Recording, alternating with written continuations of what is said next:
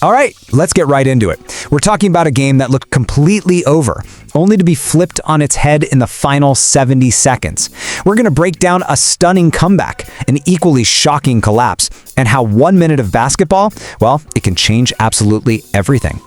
So just try to picture the scene. There are only 66 seconds left on the clock. The Minnesota Timberwolves are up by 4 points and they're on their home court.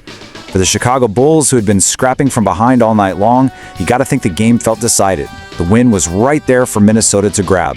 So the big question is, how does a 4-point lead just evaporate into a loss in less time than it takes to check your phone? It's an incredible question. And to really understand the collapse, we first need to understand the climb that even put the Bulls in a position to have a shot. Yeah, this wasn't some last-minute fluke, not at all. The Bulls were in a dogfight the entire night. They were constantly playing catch-up, just refusing to let the game get away from them. And to put that fight into perspective for you, at one point, Chicago had to erase this staggering 14-point deficit from the first half. Think about that. They had to claw all the way back just to make the game competitive down the stretch. But even after battling all the way back from that, they had to withstand this. A devastating 13-0 scoring barrage from Minnesota late in the fourth. That's the run that led directly to that 4-point deficit we started with. It really truly felt like the knockout blow. All right, let's get to the climax. This is where it all flipped. And we're not talking about a slow burn over a quarter or even 5 minutes, but in just 66 frantic seconds. A stunning 9-0 run by the Bulls to completely steal the game. You know, this wasn't just one miracle shot. As you can see, it was a rapid cascade of clutch plays by Chicago and, on the flip side, some critical pressure-induced errors by Minnesota. Let's break down exactly how the script got flipped, play by painful play. It all starts with this man, Coby White. The game is on the line, he steps up and just drains a huge three from the corner. Boom.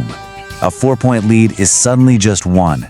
The pressure flips, the building gets quiet, and all of a sudden, Chicago has a real lifeline. And then on the very next possession, you can just feel the pressure crushing Minnesota. All they needed was one clean play, one simple possession to calm things down. But instead, Jaden McDaniels loses the handle. A critical, costly turnover that gives the ball right back to Chicago with a chance to take the lead. And the Bulls? They did not let that opportunity go to waste. They capitalized immediately. DeMar DeRozan gets the ball, attacks the basket, and lays it in. And just like that, Chicago grabs the lead. An absolutely incredible swing in momentum. But Minnesota's collapse wasn't over yet. On their next possession, another turnover. This time from their star, Karl Anthony Towns. That mistake forces a foul, sending Alex Caruso to the line, and with ice in his veins, he sinks both free throws, sealing the improbable win. So, you see the chaos, you see the drama of that final minute. But how did this even happen statistically?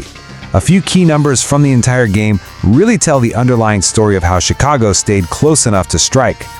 Well, here's a major factor: fouls. Just look at this disparity at the free throw line.